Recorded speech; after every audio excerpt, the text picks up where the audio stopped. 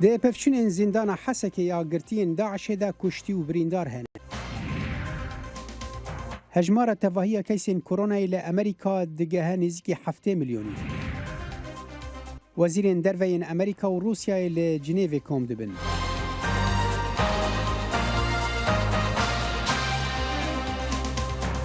تماشاچیل خوشوی سیدمتان خوش لواشنطن دی سی و خوشات نوارای برنامه کور کنکشن من جان دیلان امیدوارم دمیگی خوش ولمان بواناسر.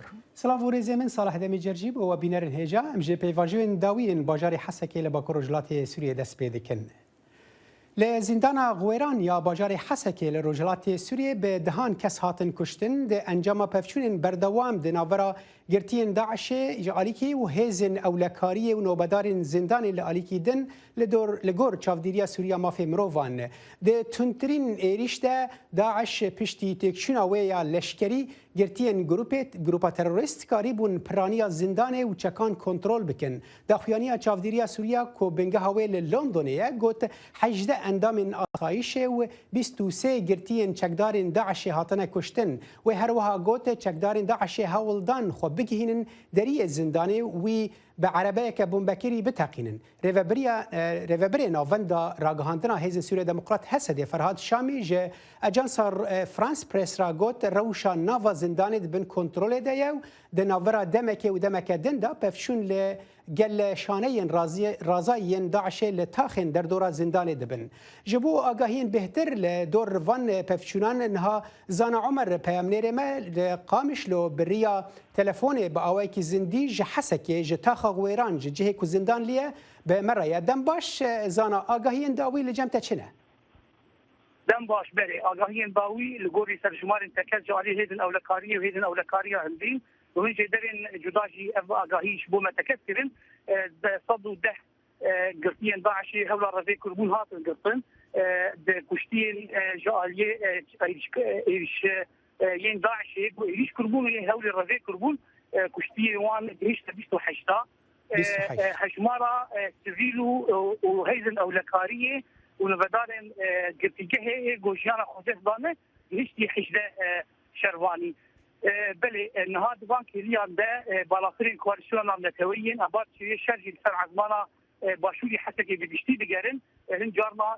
دفرنجو او ارمان كن دفرنجو هي چقدارين داعش تيدنه شر هي بردوامه هيزن اوركاريا هندرين بالتمامي طاقه ويران دوربيش كريا دس اوبراسيون كيكريا قيلك دربوني شتاخي دركفن بحضاره او سبيلانات دركفن شهندري طاقتي بين بعبدونا بهندري طاقه ويران بين برد طاقه ين باكوري حتى كبالي صالحيه ودرين دم ين اولاد بله زانا يعني او تا خاطيه دور پیش کرن شر بو هر حال گور فرهاد شامی جی گوتو بوجه فرانس پرس را کو دبن کنترل دیا او تاخن در دور غویران يعني شانه رازای داعش هم دزانن کو يعني وانجی هول دابو خو بگینن چکدارین داعش لناوا زندان روشا تاخن در دور چاوایه نها الجوري اغاهيان كرتيجه ودر دوراوي بالحجمار ترمزن شاليه هذه الكاريه وهسده خاطيه او لكرن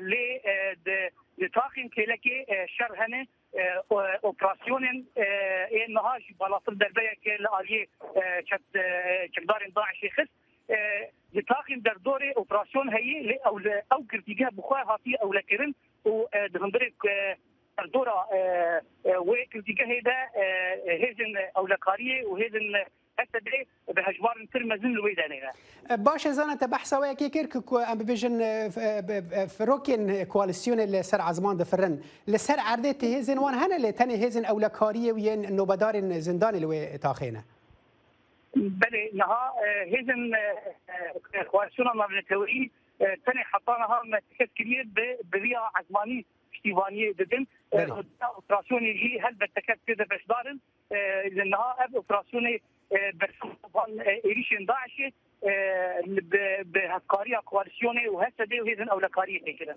بله زانا يعني چافديريا سوريا ما في مروف گوتبو كو هجماره كباش وان گرتيان ريفيابون قالوا اوين كو ريفياي جاركتن هاتن گرتن لتني اوي كو هولا ريفي دابون يعني بيجن هاتن كنترول كرن نها لغوري تكسدوا ده كسن او انجلتي داعش هولا رفيق كربون هاتين جرتن لبتري بها جماري قالوا بقريبون دكلن يعني نرينا كيد بيجي اري قريبون برادن وقريبون تبلي وانت ايريشكارن داعش يجيب من جبر وجي ايريشنا كي برتني جبر وجي نها تمامي ام هجر ام بيجن قد خيا شنو هاتني وك الشركي سالم 2015 بباجاري حتى كي بتجيب بيراميدوس بالافر هنا هذن الصنع عرضي هنا مدينه دنجي هي بيجيبوا تخمين بكن اريشكارن داعش هجمروان بتري بيجي كسيبو جبلي او كتني هيك هم بريك ديك هذا تقاريبا برادن وتفجوان بن زانا يعني نها روش لغور كنت نزيكي هرمي نزيكي زنداني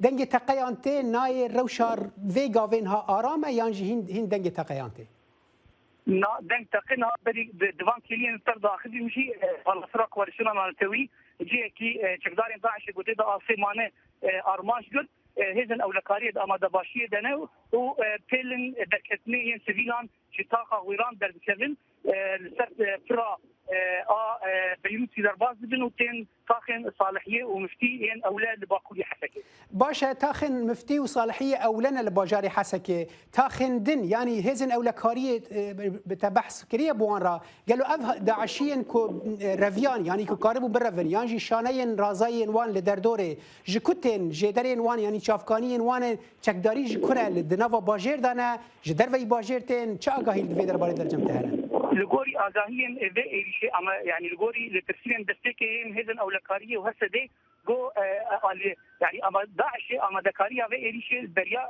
ششمها وضد شكليه والفرق ما او تشك وشدار قد باص كلي تاخذ دردوري بتايبتي تاخذ ويران جبر ويجي نها بجشتي حسكي تاخذ بيجي هاجر امبيج اليان باشوري حسكي وتم خابور وكده باش باشوري وي عند قارن بيش دفرك اوبراسيونيه باكوري وي دفرن اولنا ل بحمل باشاري حسكي تاخذ اما درش هي بهجمار المزم هذن اولكاريه نها الفرن نها جرينجيا يعني كوتي او باشوري حسكي بهمان دمي دكيري لسر جاهيه حصاش شدادي او دفرنا هي سمه شارمه شانين داعش رو دفري برو اكتيفل بله زانا عمر پامنره ملقامش لوت ج باجاری حسکه ج تا خغویران ج کو زندانا گرتین داعش پفشون تدا چه بوم به اواکی زدی بریا تلفن مرا به گلکس باس نوێترین هەواڵ و زانیاری خێرایی و متمانە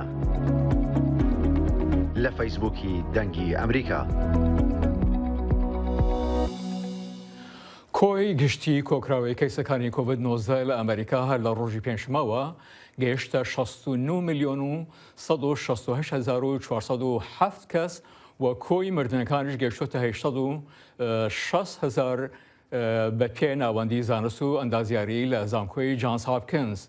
بە بەراورد لەگەڵ 24 کاتژمێری پێشێستا ئەمریکا 747,297 کەیسی نوێ و 2,378 کەیسی مردنیشی ڕاگەیاندووە بە پێ زانکۆی جانس هاپکینز. پێشتر لە ڕۆژی سێشەمە وڵاتەکە فەرەتر لە 1 ملیۆن کەیسی کۆڤید 19 ڕاگەیاندبوو. دوایەوەی تۆمارێکی جیهانی فەرەتر لە 1 ملیۆن و 36,000 کەیسی ڕۆژانە لە سەرەتای ئەم مانگەدا تۆمار کرد. دیپلۆماتên mezin Amerîkayê û Rûsyayê li Cinêvê kom dibin di demekê da ku girjî li dor Ukrayna li darin û metirsî hene ku Ewropa careke din tevlî şerekî bibe. Wezîrê Derveyê Amerîkayê Antony Blinken û yê Rûsyayê Sergey Lavrov kom dibin di hewleke ji navbirina destêwerdaneke leşkeriya pêşbîna Rûsyayê li Ukraynayê de. Blinken roca pênşemê got axaftinên Cinêvê pirsgirêkan zû çareser nakin û ew pêşbîniya standina ti biryaran di kombûnê de nake. Tê zanîn Washington û hevalbendên wê bi berdewamî gefa cezayên tund li Rûsyayê dixwin eger ew Ukrayna dagîr bike. سروک جو بایدن سال خویا یکم به داوی تینه به اریکرنک نظم جالی امریکیان و به صدام روش آبوریا و کوکتیه بن باندورا انفلاسیون و پاندمیا کو هنجی بلاف دبه تفی کو هر دو پارتین سرکه ین امریکا کاربون پلانک بهسکر به نرخ 1.9 تریلیون دلار و پاکتک جرخانهان به نرخ 1 تریلیون دلار در باس بکرد. ریوبریا بایدن دهی و آداره دا پاکت هاریکاری به بهای 1.9 تریلیون دلار یا کووید 19 دای مالبات و کارسازن امریکا پشتی کاریگری دارایی پندمیه. دوی پاکت دایا 2400 دلار بو میلیونها خلک امریکا هاتین اناردن دا کو حق بلن خوین حیوانه بدن و هاتا سلمادن کو یا سرکفتی بود کم کرنا هجاریه دا لی بلنبونا انفلاسیونه کاریگریا و هاریکاریه جی کم کریه. جبر کووید 19 خلکی پارانینن مشنی دست بکر و گرینه و کاری و افتشتین وسا دگل بلندبونا بهای انرژی پرخرابه. بهای مزاختن دهی و 12 دا 700 بلندتر باج بهای بریا ساله که بلندترین رژه انفلاسیون ادوان 4 سالن داویه دهاتیه تومار کرن. انفلاسیون ده ساله که دا باجبون آبوریه کم کریه. کوره و برید بیشید که مازنترین گشکرنا کاران دمیجوه امریکا دا نشان دایه. برای خوب دا گلایین لسر بیکاریه که ده ساله که دا 712,000 دا کتیه 210,000 و که دیار اول رجای بیکاریه و یا پیدا کرنا کاریه جبار وره چه بویه پشتی سروکی دست بکاری کر سبارت کووید 19 هک امبری خوب داینه بری نوکه بتنه یک جسادی کسین هر دو واکسین جیور گرتینه لی نوکه 74 جسادیه. واکسین کرنا کووید 19 با آوه که برچاف 200 میلیون امریکی پاراستینه بو ماوه که کرد سالا بوری دا هر چتک وکو بره وگران او جیتا کو پشتی بالاف بونا آمکرون کو بو اگر جارکادی پتر نخوش بکون و پیدوی نخوش خانه آن ببن. پندمیک و انفلاسیون دو فاکترین گرنکن که رجا رازی بون سر جو بایدن سالاویا ایکیا کاری دانیزیکی 45 ساده کم کریه لگور اپسیس کو کمپانیا لیکولینا بازارانه. سروکی کمپین جبوناف برنا کووید و وگراندن آبوریه گرنه. دا کجا رکدی امریکا وگرین در روشا آسایی. او هر واسا چند پندمیک بردوان بد، دی پدر امریکی نرازی هبن. جبرگو او دی ماندینه دگل بردوان بونا پندمیکه. دوی نافبره دا یاسادانرین بایدن به پیشگیری کماریان یاسایکا بنسازی 1 تریلیون دلار درخست که مازنترین و برهنان دکارنگشتین والاتی وی نفشی دایه. لهشتا در پاسکرنا پاکتا و گراندن امریکا یا پلان آلیکاریا جواکی و گوهرینا کلیمای که 1.75 تریلیون دلارن هرچند به نیویجی کم بویه دیسان در باس نبویه. چند بندندین یاسای آسماینه که بروژه یاسای مافه دنگدانه لهش دو جواتا سینادوران دا جبر نرازیبونا کماریان در باس نبویه. حکوومەتی هەرێمی کوردستان لە سەرەتایی دامەزراندنیەوە تا ئێستا لە تەنگەژەیەکی بەردەوامدایە و تا ئێستا نەیتوانیوە چارەسەریەک بۆ ئەو تەنگەژانە یاخود ئەو قەیرانانە بدۆزێتەوە. حکوومەتێکە وەکو دەوترێ سەرچاوەدارایەکانی دیارە بەڵام پارەکەی دیار نییە ئەگەر نەتوانێت ئەو قەیرانانە چارەسەر بکات و باری گوزەرانی هاوڵاتیان مسۆگەر بکات دەبێت چی بکات و یاخود چی دەبێت بکرێت. بۆ تاوتوێکردنی ئەم بابەتە دکتۆر کارزان موراد ڕاستەوخۆ لە ڕێگای سکایپەوە لە مەشیگانەوە لەگەڵماندایە. دکتۆر کارزان خۆشاتنەوە بەڕامی کورد کۆنەکشن ئێوە چۆن لەو بارودۆخە دەڕوانن؟ هەڵبەت حکوومەتی هەرێمی کوردستان حکوومەتێکی شەلە و بێدەستیشە. حکوومەتێک لەسەر بنەمای شخصی و فردی دروست ببێ یان لەسەر بنەمای تاکە حزب دروست ببێ معارەزە یان ئۆپۆزیسیۆن هیچ دەو ڕۆڵێکی نەبێ لەناو ئەو پەرلەمانە هەڵبەت حکوومەتەکە شکست دەخوات. هەردوو حزبە سەرەکیەکە ئێستا هەرێکی بۆ لای خۆی ڕاکێشێ و ڕاکێشانی هەموو لایەنە خراپەکانیشە ڕوئەدا لە ڕووی ئەو ڕاکێشانەوە هەرێکی بۆ لای خۆی. ئێستا استقرار نییە لە هینا لە کوردستانە جا لەبەرەوە چوینیشیان هەتا ئێستا بۆ بەغداش هیچ کاریگەر نەبووە لەسەر حکوومەت جگە لە حزبی دیموکرات کە بڕێ کورسی هەیە و ئەیەوێت دکتۆر کارزان سەدران ڕێککەوێت بەڵام نەک بۆ کوردستان نەک بۆ کوردستان بۆ تایبەتمەندی حیزبەکەی خۆیەتی. دکتۆر تو خۆت لە ئەمریکا ژیاویت و هەروەها لە وڵاتانی ئەوروپایی وازانیت ئەگەر کاربەدەستێک لە هەر پلۆپاییەک ئەگەر لە کارەکەیدا سەرکەوتن نەبوو شیانێکی زۆر هەیە دەستە کار بکەشێتەوە. ئێستاکە خەڵک دەپرسن ئایا ئەو دەسەڵاتەی کە ئەمڕۆ لەسەر دەستەی فەرمانڕەوایی هەرێمەکەدایە ئایا شایستەی ئەوەیە کە لەو دەسەڵاتداریە بمێنێتەوە؟ هەڵبەت نەخێر شایستەی و نەشایستەی ئێستا لە کوردستان نەماوە.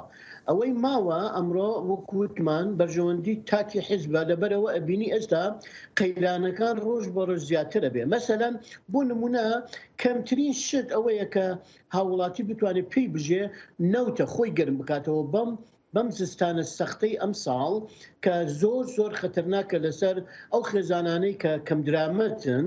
یعنی حکوومەتی هەرێمی کوردستان سەرەڕای ئەوەی ئەم هەموو نەوتە بە قاچاقەچە لە ڕێگای تورکیا و لە ڕێگای ئێرانەوە ئەدرێ بە هەردوو دەوڵەتەکە هاوڵاتیەکان خۆی لە نەوتیا گیریان خواردووە لەو سەرمایە هەر دوێنێ لە ناو سلێمانی پیاەک ڕق بووبووەوە لە بێنەوتی یعنی ئاگەر نەبووە ڕق بۆتەوە ئەمەش کاریسەیە ئەمە کاریسەیەکی زۆر خەتەرناکە بۆ دوا ڕۆژی ملەتەکەمان.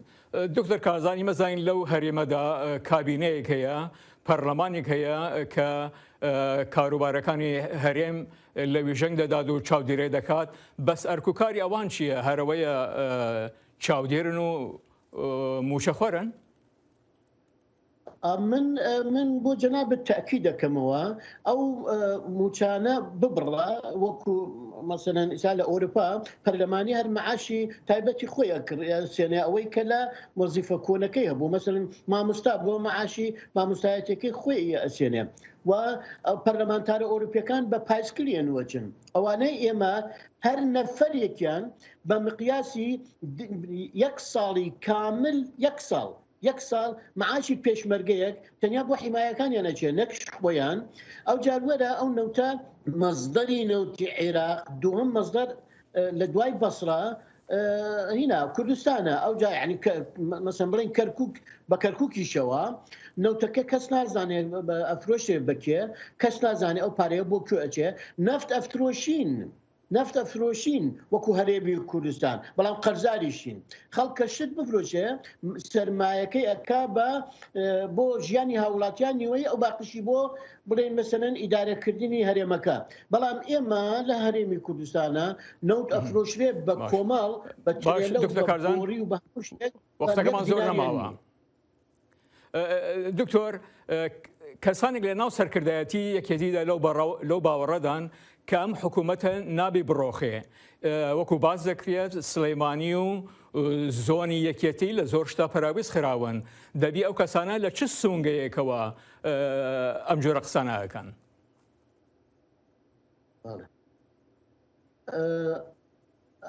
کۆتایی پرسیارەکە چی بوو لە چی چنگەیەکەوە چی لێ بکەین؟ لە چ سونگەی کە ئەوانە دەڕوانن و ئاڵێن نابی ئەم حکوومەتە بڕۆخێ؟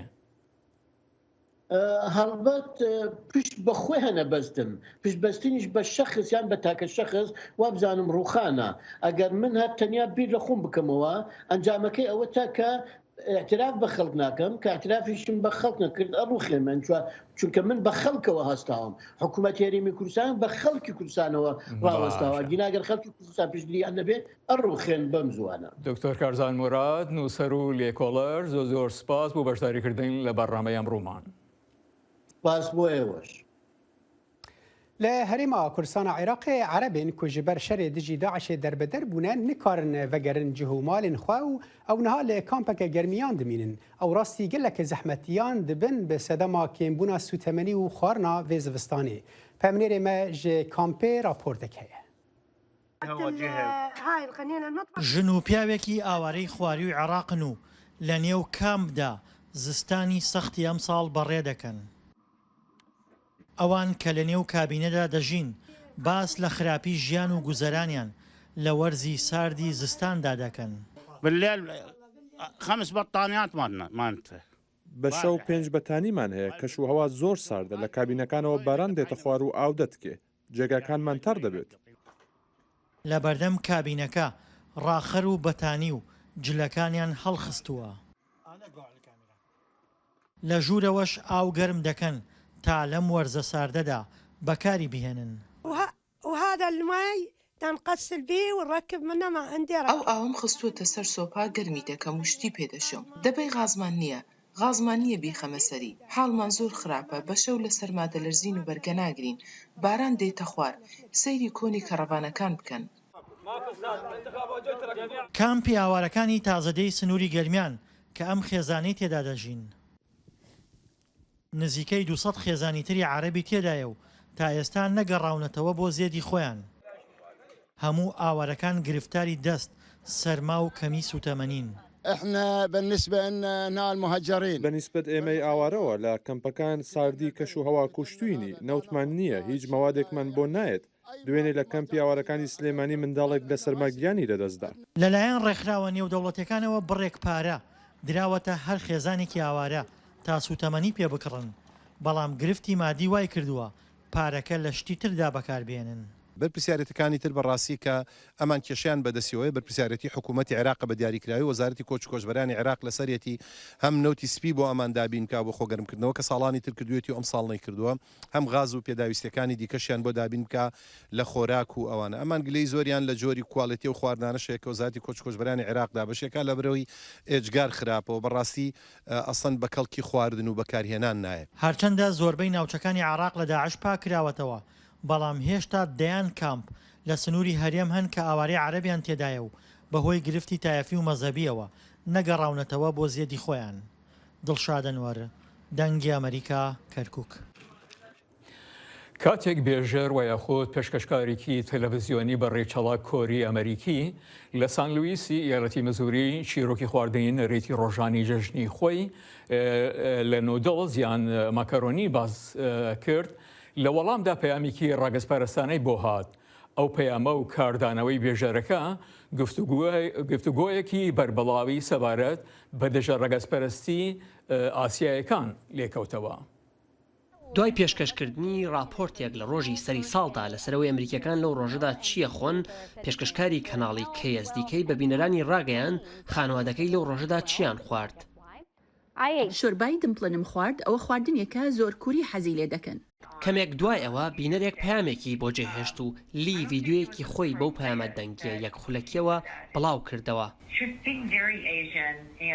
ئەوە زۆر ئاسیایانە بوو، نازانم باشترە کۆری بوونەکەی بۆ خۆی هەڵبگرێت.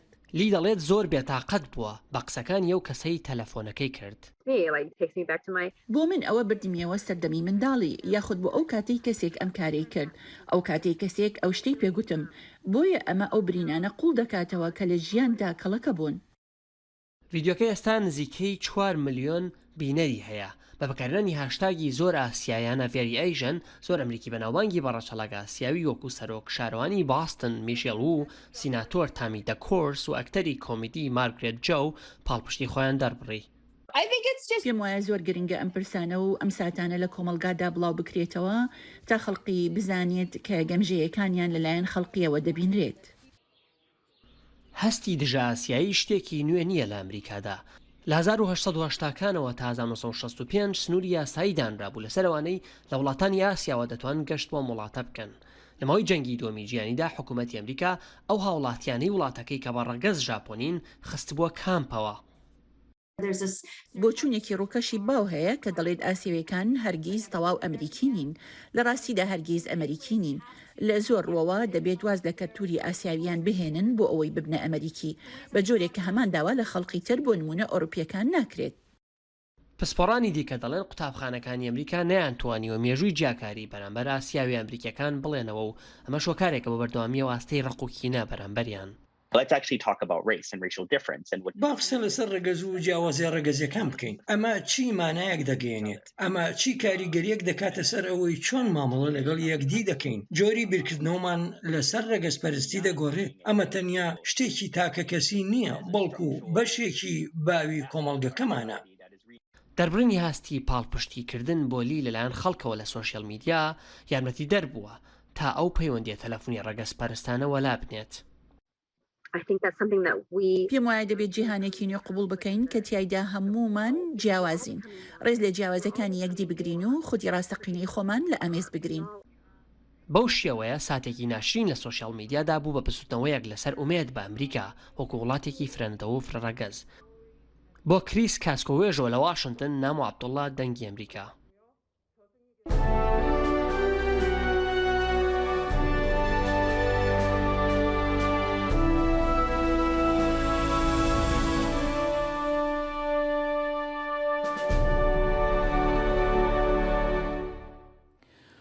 کۆمپانیایەکی کالیفۆرنیا جۆرە پلاستیکێکی ژینگە دۆستانەی داهیناوە کە دەتوانێت ببێت بە گۆڕانێک لە پێشەسازی لە بەکارهێنانی پلاستیک. فلینە یان ئەسفەنجی پلاستیکی یەک ji tiştên normal e ku bo pêçana tiştan bikar tê. Ew ji styrênê ku maddeyek destgird û qaîme hatiye çêkirin û li nav jîngehê jî pîç nabit û dibite pirtikên biçûk û diçite nav behrê û ajel jî wana dixwin.